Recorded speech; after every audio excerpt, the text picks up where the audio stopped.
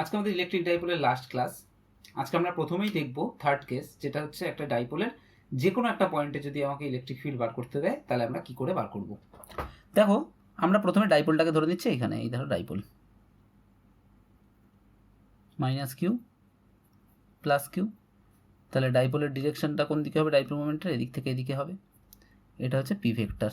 এবার বলছে সেন্টার থেকে যে কোনো দিকে থিটা অ্যাঙ্গেলে এক্স ডিস্টেন্সে একটা পয়েন্ট আছে পি, এটা তাহলে সেন্টার, এখান থেকে থিটা অ্যাঙ্গেলে এক্স ডিস্টেন্সে একটা পয়েন্ট আছে পি। এই পি পয়েন্টে ইলেকট্রিক ফিল্ড ধরো বার করতে বলেছে আমাকে। পি পয়েন্টে ইলেকট্রিক ফিল্ড আমরা কী করে বার করতে পারি সেটা আমরা দেখি। সবার প্রথমে আমরা একটা কাজ করি, এই পিকে আমরা দুটো কম্পোনেন্টে ভেঙে নিই। ভাঙতে পারি আমরা খুব সহজেই, থিটার দিকে একটা ভাঙবো আর এর সঙ্গে 90 ডিগ্রিতে একটা ভাঙবো। তাহলে এই দিকে ভাঙলে যে কম্পোনেন্টটা হবে সেটা হবে পি কস থিটা, আর ঠিক আছে পারপেন্ডিকুলার ভাঙলে যে কম্পোনেন্টটা হবে সেটা হবে পি সাইন থিটা। তাহলে আমরা এটা স্মল পি কিন্তু, আর এটা ক্যাপিটাল পি পয়েন্টটা বলেছি। তাহলে আমরা বলতে পারি এরকমভাবে যে P is situated on the Axis of dipole P cos theta and on the perpendicular bisector of the dipole p sin theta। আশা করছি বুঝে গেছো, যদি না বুঝে যাও তাহলে আরেকবার আমি ব্যাপারটা ভেঙে বলছি। দেখো, আমরা বলতে পারি না যে এই পি ডাইপোলটা তার মানে পি কস থিটা আর পি সাইন থিটা এই দুটো ডাইপোলের ভেক্টর এডিশন। এবারে পি পয়েন্টটাকে তুমি দেখো, যদি পি পয়েন্টটাকে দেখো, পি কস থিটার ডিরেকশন কোনটা? এইদিকে, এইটা। এইবারে আগের দিনের ক্লাসটা তোমাদের নিশ্চয়ই মনে আছে, আমি তবু দেখাচ্ছি। দেখো, আগের দিনের ক্লাস ওয়াইজ এই minus Q R plus Q যে চার্জটা, তার জন্য ডাইপোল ছিল এদিক থেকে এদিকে, তার অ্যাক্সিস ছিল এইখানে। তাহলে এই পি ডাইপোলের অ্যাক্সিসে যখন পয়েন্টটা থাকে তখন ইলেকট্রিক ফিল্ডটা কোন দিকে হয়? রেজাল্টেড ইলেকট্রিক ফিল্ডটা হয় এদিকে, তার ভ্যালুটা হয় 1/4πε0 2p/x³। তাহলে এইখানে সেই ডাইপোলটার জায়গায় এইটা কোন ডাইপোল হয়ে গেছে? পি কস থিটা ডাইপোল হয়ে গেছে। আর পি পয়েন্টটা ওই পি কস থিটা ডাইপোলের অ্যাক্সিসে অবস্থিত। তাহলে তার ডিরেকশনটা কোন দিকে হবে? এই দিকে হবে। এটা নাম দিয়ে দিচ্ছি আমি ই প্যারালাল। এইটা ইকুয়াল টু তাহলে কী হবে? 1/4πε0 কী ছিল? 2p/x³ ছিল, তার মানে হয়ে যাবে 2p cos θ/x³। কেন 2p cos θ হয়েছে? কারণ এইটা p cos θ বলে। এইবারে এই পি পয়েন্টটা আবার পি সাইন থিটার পারপেন্ডিকুলার বাইসেক্টরে আছে। তাহলে পারপেন্ডিকুলার বাইসেক্টরে কীরকম ফর্মুলা ছিল? পারপেন্ডিকুলার বাইসেক্টরের ফর্মুলাটা ছিল দেখো, ই ইকুয়াল টু 1/4πε0 p/x³। এটা পারপেন্ডিকুলার বাইসেক্টরের ফর্মুলা ছিল। ডিরেকশনটা কোন দিকে ছিল? দেখো, ডাইপোলের ডিরেকশনটা এদিক থেকে এদিকে ছিল, আর ইলেকট্রিক ফিল্ডের ডিরেকশনটা এদিক থেকে এদিকে ছিল, তার মানে 180 ডিগ্রি ছিল। তাহলে এইখানে পি সাইন থিটা ডাইপোলের ডিরেকশনটা কোন দিক থেকে কোন দিকে? এদিক থেকে এদিকে। তাহলে তার জন্য এই পয়েন্টে যে ইলেকট্রিক ফিল্ডটা আমরা বার করবো তার ডিরেকশনটা কোন দিক থেকে কোন দিকে হবে? এদিক থেকে এইদিকে হবে। এটা হচ্ছে এই পারপেন্ডিকুলার। এবার যদি বলে এদের রেজাল্ট্যান্টটা, তার মানে আমার হচ্ছে টোটাল ইলেকট্রিক ফিল্ড, তাহলে এদের রেজাল্ট্যান্টটা কোন দিকে হবে? এদের রেজাল্ট্যান্টটা হবে এই দিকে। এটা হবে আমার টোটাল ইলেকট্রিক ফিল্ড ই। আর যদি আমাকে বলে যে ডিরেকশন বার করতে, তাহলে এই অ্যাঙ্গেলটা আমি বার করে দেবো, ফাইটা বার করে দেবো, তাহলে আমার ডিরেকশন বেরিয়ে যাবে। তাহলে আমরা কীরকম পেয়েছি? পি পয়েন্টটাকে যদি একটুখানি ভালো করে ড্র করি, এই ওপরের পি পয়েন্টটাকে, তাহলে দেখো এই পি পয়েন্টটার এদিকে হয়ে গেছে E parallel equal to 1/4πε0 p 2p cos θ/x³। আর এই দিকে হয়ে গেছে দেখো E perpendicular is equal to 1/4πε0। তাহলে ফর্মুলাটা কী ছিল? ফর্মুলাটা ছিল দেখো 1/4p/x³, তার মানে হবে পি সাইন θ/x³। তাহলে পি সাইন θ/x³। চলো এবার ভেক্টর এডিশন করে দিই। ভেক্টর এডিশন করলে মোটামুটি এরকম ডিরেকশনে পাবো, আর এই অ্যাঙ্গেলটাকে আমরা বলছি ফাই। তাহলে ভেক্টর এডিশন করলে আমরা যে ই এর ভ্যালুটা পাবো, সেই ই ইকুয়াল টু হবে এটা।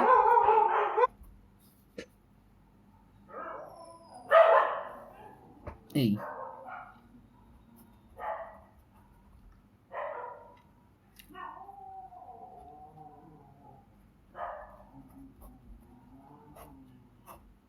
Square plus 1/4πε0 2p cos θ/x³ তার square.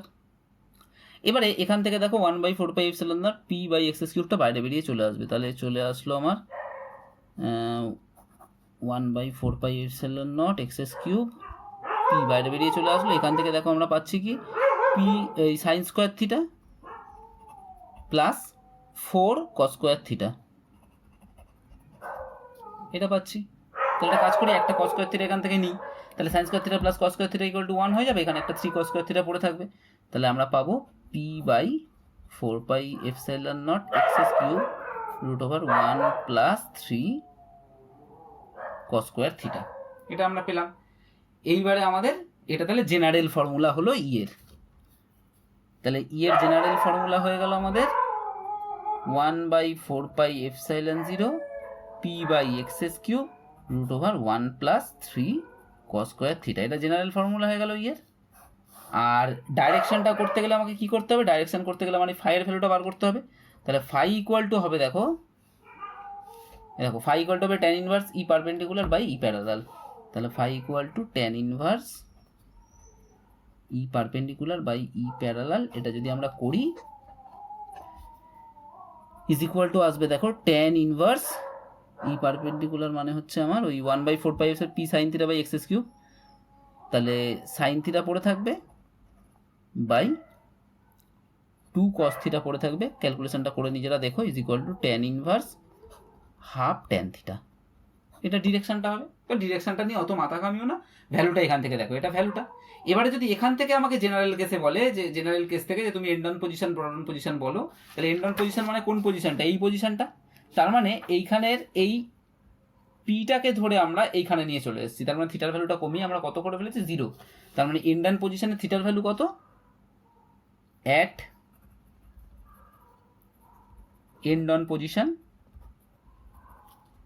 theta equal to 0 degree, so E is equal to 1 by 4 pi epsilon 0 p by x cube root over 1 plus 3 cos square theta cos square 0 মানে 1, তার মানে 1 plus 3 4, তার root করলে 2, তাহলে equal to 1 by 4 pi epsilon 0 2p by x cube। দেখো এটা E and on পজিশনে আমার ফর্মুলাটা ছিল, এই যে 1 by 4 pi epsilon 0 2p by x cube, তাহলে মিলে গেল। এবার ব্রড অনটা দেখি, অ্যাট ব্রড অন পজিশন, তখন তাহলে আমার দেখো ব্রড অন পজিশন মানে কোন পজিশনটা, এইরকম জায়গায়, তার মানে থিটাটাকে তুমি বাড়িয়ে বাড়িয়ে কত করেছো, 90 ডিগ্রি করেছো। তাহলে ব্রড অন পজিশনে হচ্ছে থিটা ইকুয়াল টু 90 ডিগ্রি, তাহলে আমার ই ইকুয়াল টু কত হয়ে যাবে, এইখানে তুমি যদি থিটার ভ্যালু 90 ডিগ্রি বসাও তাহলে এই পার্টটা 0 হয়ে যাবে, তাহলে এখানে শুধু 1 পড়ে থাকবে, তার মানে পি বাই এক্স কিউব থাকবে। তাহলে ই ইকুয়াল টু হয়ে গেল 1 by 4 pi epsilon 0 into p by x cube. তাহলে দেখো এইটাও তোমরা এখানে কিন্তু পেয়েছো, এই যে ই এর value 1 by 4 pi epsilon 0 p by x cube. তার মানে জেনারেল কেস থেকে আমরা আগের দিনের যে দুটো কেস করেছিলাম দুটোতেই আমরা আসতে পারলাম। এবারে আমাদেরকে কি করতে হবে, এইবারে আমাদেরকে করতে হবে পোটেনশিয়াল বার করতে হবে এই পয়েন্টের। তাহলে পোটেনশিয়াল বেস করে এঁকে নিয়েছি, এই পয়েন্টে আমরা পোটেনশিয়ালটা বার করবো বলে, তাহলে আগেরটার মতো করেই করব। এবং এটা দেখো আরও সোজা হবে, কারণ পি কস থিটাটার তার মানে অ্যাক্সিসের ওপরে আমাকে পি পয়েন্টে পোটেনশিয়াল বার করতে হবে, আর পি সাইন থিটাটার পারপেন্ডিকুলার বাইসেক্টরের ওপরে করতে হবে। এবারে দেখো একটুখানি যদি খেয়াল করো, এখানে দেখো ভি এর ভ্যালু কী ছিল, ভি ইকুয়াল টু ছিল, এটা হচ্ছে এন্ড অন পজিশনের জন্য ভি এর ভ্যালু ছিল 1 by 4 pi epsilon 0 p by x square.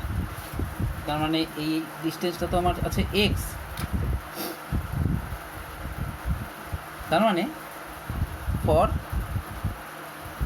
P cos theta dipole potential at P আমার কত হবে, হবে আমার ভি, এটা প্যারালালের জন্য বলি, ধরো 1 by 4 pi epsilon 0 p by x square আছে, তার মানে হবে p cos theta by x square. আর ভি পারপেন্ডিকুলারটার জন্য কত হবে, অর্থাৎ পি সাইন থিটাটার জন্য কত হবে, দেখো এটার জন্য আমাদের ভ্যালুটা ছিল 0, তার মানে ফর পি সাইন থিটা, কেন পি সাইন থিটাটার পারপেন্ডিকুলার বাইসেক্টরে পিটা রয়েছে তো, তাহলে ডাইপোল পোটেনশিয়াল অ্যাট পি, এটা হবে V perpendicular is equal to 0, তার মানে পোটেনশিয়াল যেহেতু ভেক্টর না জাস্ট অ্যাড করে দেবো, so total potential V is equal to 1 by 4 pi epsilon 0 p cos theta by x square. এবার তুমি end on position now, at end on position theta equal to 0, V equal to 1/4πε0 p/x², আর at theta equal to 90 degree, মানে এটা broad on position, at broad on position theta equal to 90 degree, V equal to, দেখো তুমি এখানে cos 90 বসাবে, এটা তোমরা পেয়ে যাবে 0। তাহলে আমরা যেটা চেয়েছিলাম সেই জিনিসটা আমরা পেয়ে গেলাম। এবার আমরা যেটা পড়বো সেটা হচ্ছে ওই যেটা বলছিলাম তোমাদেরকে যে পোলার আর নন পোলার সাবস্টেন্স, সেটা পড়বো। তার আগে একটা জিনিস বলি, সেটা হচ্ছে যে আমরা মোটামুটি তো তোমরা জানো কন্ডাক্টিভিটির ওপর ডিপেন্ড করে আমরা কন্ডাক্টার, ইনসুলেটার, সেমিকন্ডাক্টার সমস্ত ভাগ করেছি। তো এগুলো আমরা পরে যখন ইলেকট্রনিক্স পড়বো ভালো করে পড়বো। এখন আপাতত জেনে রাখো যে কন্ডাক্টার আমরা কোনগুলোকে বলি। কন্ডাক্টার বলি যেগুলোর সারফেসে প্রচুর ফ্রি ইলেকট্রন থাকে, যেগুলো খুব ভালো হিটের আর কারেন্টের কন্ডাক্টার, মানে হিট আর কারেন্টকে কন্ডাক্ট করতে পারে, তাদেরকে আমরা কন্ডাক্টার বলি বা মেটাল বলি। আর ইনসুলেটর হচ্ছে তার উল্টো, তার মানে এদের ফ্রি ইলেকট্রন প্রায় নেই বললেই চলে, আর এরা ইলেকট্রিসিটি কন্ডাক্ট করতে পারে না, এদেরকে আমরা বলি ইনসুলেটর। পরে আর ভালো করে পড়বো বললাম যখন পড়বো। তাহলে এই এই ইনসুলেটরের মধ্যে ইনসুলেটরকে আমরা আবার দুভাগে ভাগ করি। এই যে ইনসুলেটরের কথা বললাম, এই ইনসুলেটরকেই দুভাগে ভাগ করা হয়। ইনসুলেটর মানে হচ্ছে অন্তরক বা পরাবৈদ্যুতিক বলে, ডাইইলেকট্রিক বলে। ইনসুলেটরের আরেকটা নাম ডাইইলেকট্রিক, মনে রাখবে। একটা হচ্ছে নন পোলার আর একটা হচ্ছে পোলার। নন পোলার মানে কীরকম, ধরো একটা আমার মলিকিউল আছে, যেই মলিকিউলের যে নেগেটিভ চার্জগুলো আছে, অর্থাৎ যে ইলেকট্রনগুলো আছে, তার যে ডিস্ট্রিবিউশন, তার যে সেন্টারটা, আর পজিটিভ চার্জের ডিস্ট্রিবিউশনের যে সেন্টারটা, দুটো একই জায়গায় আছে। মনে করো এই পয়েন্টেই এই মলিকিউলগুলোর ক্ষেত্রে পজিটিভ চার্জগুলোর ডিস্ট্রিবিউশনের সেন্টারও আছে, নেগেটিভ চার্জগুলোর ডিস্ট্রিবিউশনের সেন্টারও আছে। তার মানে পজিটিভ চার্জ আর নেগেটিভ চার্জের মধ্যে কোনো ডিস্টেন্স নেই। তার মানে এইখানে ডাইপোল মুভমেন্ট থাকবে না, এদের কোনো প্রথম থেকে পার্মানেন্ট ডাইপোল মুভমেন্ট কিছু নেই। যেহেতু নেই, তাই এদেরকে বলা হয় নন পোলার সাবস্টেন্স। এক্সাম্পল হচ্ছে ধরো CH4, মিথেন, এটা হচ্ছে নন পোলার। আর পোলার কাদেরকে বলছি? পোলার আমরা বলছি যে ধরো ইলেকট্রনের ডিস্ট্রিবিউশনের যে সেন্টারটা আর প্লাস চার্জের ডিস্ট্রিবিউশনের যে সেন্টারটা, দুটোর মধ্যে যদি একটা ডিস্টেন্স থাকে, মানে ধরো প্লাস চার্জের ডিস্ট্রিবিউশনের সেন্টার এটা, আর মাইনাস চার্জের ডিস্ট্রিবিউশনের সেন্টার ধরো এটা, তাহলে দেখো এদিক থেকে এদিকে একটা ডাইপোল মোমেন্ট থাকবে। এদেরকে আমরা বলি পোলার সাবস্টেন্স। এরকমের এক্সাম্পল আমরা দিয়েছি, যেমন ধরো HCl, এরকম ধরনের সাবস্টেন্স। তাহলে এদের ক্ষেত্রে, নন পোলারদের ক্ষেত্রে কি হয়, এদের ক্ষেত্রে ডাইপোল মোমেন্টই কিছু নেই। আর পোলারদের ক্ষেত্রে ডাইপোল মোমেন্ট আছে, কিন্তু যখন আমরা অ্যাজ এ হোল সাবস্টেন্সটা নিই তখন কীরকম হয়ে থাকে, অ্যাজ এ হোল যখন আমরা সাবস্টেন্সটা নিই তখন ধরো একটা এরকমভাবে রয়েছে, আর একটা এরকমভাবে রয়েছে, একটা এরকমভাবে রয়েছে, আর একটা এরকমভাবে রয়েছে। তাদের এদের যে মিউচুয়াল এফেক্টটা, মানে যে টোটাল এফেক্টটা, সেটা নিট কোনো ডাইপোল মুভমেন্ট দেয় না বলে আমরা এরও কোনো ডাইপোল মুভমেন্ট দেখতে পাই না। আর এর তো ডাইপোল মুভমেন্ট নেই, সুতরাং দেখার কোনো প্রশ্নই হচ্ছে না। কিন্তু যখন আমরা ইলেকট্রিক ফিল্ড দিই, ধরো এই দিক করে ইলেকট্রিক ফিল্ড দিয়েছি, সঙ্গে সঙ্গে এ কি হয়ে যায়, এই মাইনাসটা এরম হয়ে যায়, এখানে প্লাসটা হয়ে যায়। তার মানে আমরা কি বলতে পারি, আমরা বলতে পারি যে একটা পোলারাইজেশন ঘটে যায়, মাইনাস হয়ে যায় প্লাস হয়ে যায়। এটা আমরা দেখেছি যে ইলেকট্রিক ফিল্ডে যদি আমরা কোনো চার্জকে এরকমভাবে রাখি, প্লাস চার্জটা এদিকে ফোর্স পাচ্ছে, মাইনাস চার্জটা এদিকে ফোর্স পাচ্ছে, তখন তাদের মধ্যে একটা ডিস্টেন্স তৈরি হয়ে যায়, তখন এটা একটা ডাইপোলের মতো কাজ করে। সিমিলারলি এদেরকে যখনই আমরা ইলেকট্রিক ফিল্ডে বাইরে থেকে দেব, তখনই এরা সবাই ইলেকট্রিক ফিল্ডের দিকে অ্যালাইন হয়ে যাবে। মানে এদিক থেকে এদিকে ধরো যখনই ইলেকট্রিক ফিল্ড আমরা দিলাম, তখনই আমরা দেখবো এরা এরকমভাবে অ্যালাইন হয়ে যাবে। তাই তো হওয়ার কথা। আমরা ডাইপোলের প্রথমেই পড়েছিলাম, দেখবে যে কোনো একটা ডাইপোল যদি থাকে, তাহলে তাকে যদি আমরা ইলেকট্রিক ফিল্ডে প্লেস করি, তাহলে তারা একটা টর্ক পায়, পেয়ে কি চেষ্টা করে ইলেকট্রিক ফিল্ডের দিকে নিজেদেরকে অ্যালাইন করে দেওয়ার। তাহলে এরা তাই করছে। সেই জন্য তারপরে তার মানে ইলেকট্রিক ফিল্ড দিলে পোলার আর নন পোলার যাই ইনসুলেটর হোক না কেন, তারা কিন্তু ইলেকট্রিক ফিল্ডের দিকে নিজেরা ডাইপোল তৈরি করে অ্যালাইন করে নেয়। কিন্তু without given electric field, non polar substances has no electric field, no dipole moment, permanent dipole moment, but polar molecules have permanent dipole moment, but they do not show that property. Why? Because of their arrangements, the total বা net যে dipole moment, that is equal to 0 হয় বলে ওরা কখনো dipole মোমেন্টের যে প্রপার্টিটা বা NEET যে electric field একটা, সেটা শো করে না। যখন আমরা বাইরে থেকে এক্সটার্নাল ইলেকট্রিক ফিল্ড দিই তখন এই প্রপার্টিটা ওরা শো করে। এবারে আমরা দেখব যে একটা যদি আমরা ইলেকট্রিক ফিল্ডের মধ্যে একটা কন্ডাক্টরকে রাখি আর একটা ইনসুলেটরকে রাখি তাহলে তাদের মধ্যে কীরকম ঘটনা ঘটে সেটা আমরা দেখব। তাহলে প্রথমে আমরা যেটা দেখব সেটা হচ্ছে conductor in an electric field. দেখো এই মনে করো একটা কন্ডাক্টর আছে, তার মানে এর সারফেসে প্রচুর ফ্রি ইলেকট্রন আছে। ইন্ডাকশন পড়ানোর সময় খানিকটা বলেছিলাম প্রচুর ফ্রি ইলেকট্রন আছে। এবারে যখনই একে আমরা এক্সটার্নাল ইলেকট্রিক ফিল্ড দিলাম, বাইরে থেকে এরকমভাবে ধরো ইলেকট্রিক ফিল্ড দিয়েছি, বাইরে থেকে ইলেকট্রিক ফিল্ড দেওয়ার জন্য আমরা কী করবো, এখানে প্লাস চার্জ দেব, আর এখানে যদি মাইনাস চার্জ দিই, দেখো এটা তাহলে একটা ইউনিফর্ম ইলেকট্রিক ফিল্ড হবে। তখনই এ কী করবে, ইন্ডাকশনের জন্য এদিকে প্লাস চার্জ দিয়েছি তো, তাহলে এখানে সব মাইনাসগুলো চলে আসবে, ইলেকট্রনগুলোকে সব এদিকে টেনে নেবে। যত বেশি প্লাস চার্জ এখানে দেবো তত বেশি মাইনাস চার্জ এদিকে টানবে, আর যত বেশি মাইনাস চার্জ এদিকে দেবো এদিকটা তত বেশি প্লাস চার্জ এরকম হবে। এটাকে জিনিসটা অনেকটা পোলারাইজডই হয়ে যাচ্ছে, কিন্তু এটাকে আমরা পোলারাইজেশন বলি না, কারণ এই ফিল্ডটা আমরা যতটা দেবো এটা তত বেশি করে এরকমভাবে অ্যালাইনমেন্টটা হবে। তার মানে আমরা এক্সটার্নাল ফিল্ড দিয়েছি ধরো ই এক্সটার্নাল, আর ভিতরেও দেখো এ একটা ফিল্ড তৈরি করছে সেটা হচ্ছে ই ইন্টারনাল। তার মানে এর মধ্যে যদি আমরা দেখি এইদিকে ছিল ই এক্সটার্নাল, এদিকে থেকে এদিকে ছিল ইন্টারনাল, তাহলে যদি আমরা রেজাল্ট্যান্ট ইলেকট্রিক ফিল্ডটা একটা কন্ডাক্টরের মধ্যে দেখি, সেই ই এক্সটার্নাল আর ই ইন্টারনালটা সেম। আমি এটাই বললাম যে যতটা বেশি এক্সটার্নাল ফিল্ড দেবো ভিতরে এদের অ্যালাইনমেন্টটাও তত বেশি স্ট্রং হবে এবং ততটা পরিমাণেই ইলেকট্রিক ফিল্ড ওরা ভিতরেও তৈরি করবে। তাহলে as a whole resultant electric field আমার কত হয়ে গেল একটা কন্ডাক্টরের ভেতরে, resultant electric field is equal to 0 হয়ে গেল।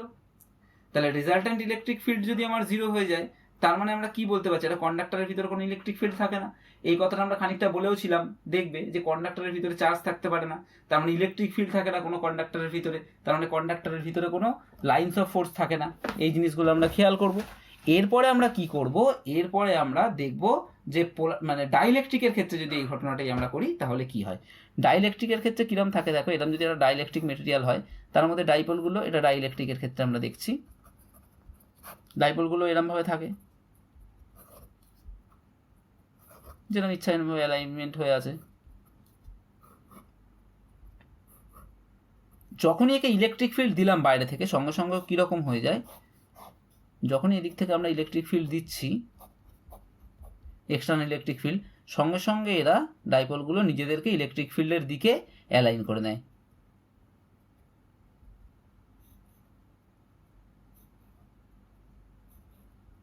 এরকম করে হতে হতে যায়, তাহলে দেখো এই প্লাস এইটাকে মোটামুটি ক্যান্সেল করছে, এরকম একটা ধরে নিতে পারবো, এর সঙ্গে এর ক্যান্সেলেশন এফেক্ট আছে, এরকম যদি ধরে নিই তার মানে আমরা এরকম একটা পাবো, দেখো এরকম এক্সটার্নাল ইলেকট্রিক ফিল্ড, আর এখানে মাইনাস চার্জগুলো হয়ে আছে, এখানে প্লাস চার্জগুলো হয়ে আছে, তাহলে এখানে একটা ইন্টারনাল ইলেকট্রিক ফিল্ড পাবো। এবার দেখো ডাইপোলের নাম্বারটা তো ফিক্সড, একটা সাবস্টেন্সের মধ্যে যতগুলো ডাইপোল আছে সেই ডাইপোলের নাম্বারটা ফিক্সড, তার মানে তুমি বাইরে থেকে যত স্ট্রং ইলেকট্রিক ফিল্ড দাও না কেন তার থেকে বেশি ডাইপোল অ্যালাইনমেন্ট হতে পারে না, তার মানে তুমি ভিতরে তার থেকে স্ট্রং ইলেকট্রিক ফিল্ড উল্টো দিকে পাবে না। তার মানে এক্ষেত্রে এটাকে যদি আমরা ধরি ই এক্সটার্নাল আর এখানে যদি ধরি আমরা ই ইন্টারনাল, তার মানে ই এক্সটার্নাল মাইনাস ই ইন্টারনাল এটা কখনোই 0 হওয়া পসিবল নয়। তার কারণ কি, আমরা যত বেশি এক্সটার্নাল দিই না কেন ইন্টারনালের একটা নির্দিষ্ট নাম্বার আছে, তার জন্য ই ইন্টারনালটা ফিক্সড, তাহলে এইটা নট ইকুয়াল টু 0 হয়, অ্যান্ড এটা আমাকে দেয় রেজাল্ট্যান্ট ইলেকট্রিক ফিল্ডটা। তার মানে যখন আমরা বাইরে থেকে একটা ইলেকট্রিক ফিল্ড দেব তখনও কি করবে, নিজেদেরকে অ্যালাইন করে নেবে, নিয়ে উল্টো দিকে একটা ইলেকট্রিক ফিল্ড দেবে, কিন্তু সেই ইলেকট্রিক ফিল্ডটা নট মাচ স্ট্রং, সেই জন্য কি হবে এদের দুজনকে রেজাল্টেন্ট করে আমরা যে ভ্যালুটা পাবো সেই ইলেকট্রিক ফিল্ডটা তার মানে এদিক থেকে এদিকে কাজ করবে। তার মানে অ্যাকচুয়ালি এই যে সাবস্ট্যান্সটা তার মধ্যে এদিক থেকে এদিকে কত ইলেকট্রিক ফিল্ড কাজ করবে, ওই ই এক্সটার্নাল মাইনাস ই ইন্টারনাল এতটা ইলেকট্রিক ফিল্ড এর ভিতরে এই দিক থেকে এদিকে কাজ করবে। তো এইটুকু ঘটনা আমরা জানলাম। তোমাদেরকে আমি বলেছিলাম ডাইপোল মোটামুটি যতটা তোমাদেরকে বলবার ছিল ডাইপোল আমি মোটামুটি পুরোটাই বলে দিয়েছি, আশা করছি আর কিছু বাকি নেই। বা তোমরা এবারে কি করবে, তোমাদের একটুখানি করতে হবে বাড়িতে কোশ্চেনগুলো তোমরা দেখবে। যেমন একটা কোশ্চেন অনেক সময় বলে যে আমরা তো বলি যে ডাইপোলের মধ্যে প্রথমে যখন ডাইপোলের ডেফিনেশন দিয়েছি তখনই বলেছি যে ডাইপোল দুটোর মধ্যে ডিস্টেন্সটা খুব স্মল। তো কত স্মল? তখন আমরা বলবো যে আমরা ডাইপোলের জন্য তো অ্যাকচুয়ালি ইলেকট্রিক ফিল্ড ক্যালকুলেট করব। তো যেই পয়েন্টে আমরা ইলেকট্রিক ফিল্ডটা বার করছি সেই পয়েন্টের যে ডিস্টেন্স ডাইপোলের থেকে, সেই ডিস্টেন্সের তুলনায় ডাইপোলের নিজের যে লেন্থটা সেটা অনেক স্মল হয়। এরকম একটা কোশ্চেন থাকতে পারে। আর ডাইপোল থেকে ওই কোশ্চেন যা থাকবে তোমরা আশা করছি যা এর মধ্যে থেকে আলোচনা করেছি তার মধ্যে থেকেই পাবে। সো আমার ডাইপোলের ব্যাপারটা পুরোটা শেষ হয়ে গেল। আশা করছি বুঝতে পেরেছো। যদি কোনো জায়গায় বুঝতে না পারো তাহলে আমাকে জিজ্ঞেস করবে কমেন্টে। আর আর তো বলার কিছু নেই। যদি ভালো লাগে সাবস্ক্রিপশানটা তোমরা একটু করে নিও, আর লাইক করবে, শেয়ার করবে, আর যদি বেল আইকনটা প্রেস করে দাও তাহলে নোটিফিকেশানগুলো সবার আগে তোমাদের কাছে পৌঁছবে। So thank you. তোমরা বাড়িতে ভালো করে পড়াশোনা করো এবং যত বেশি করে তোমরা কোশ্চেন অ্যান্সার করবে তত দেখবে তোমরা পরীক্ষার জন্য প্রিপেয়ার হচ্ছ। সো আমি তো কোশ্চেন সেট দিয়েই দেবো, তোমরাও যেখান থেকে পারো টেস্ট পেপার হোক বা প্রিভিয়াস ইয়ার্সের কোশ্চেন হোক সলভ করা স্টার্ট করো।